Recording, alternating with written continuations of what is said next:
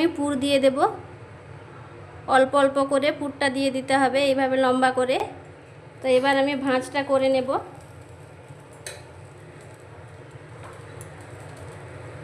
এইভাবে আমি ভাঁজ করে নেব। দেখুন কত সুন্দর ভাঁজ হয়ে যাচ্ছে। হিসাবটা পিঠেটা আমার রেডি হয়ে গিয়েছে, তো আমি তুলে নিচ্ছি। পিঠেগুলো তো তৈরি করে নিয়েছি, এবার খেয়েও বলবো যে আপনাদের কেমন হয়েছে। দেখুন একটা কেটে দেখাচ্ছি, এই দেখুন কত সুন্দর হয়েছে পুরে ঠাসা। এই দেখুন ভেতরটা কত সুন্দর হয়েছে, এই দেখুন কত সুন্দর হয়েছে। এবার পিঠেটা খেয়ে বলবো যে কেমন টেস্ট হয়েছে।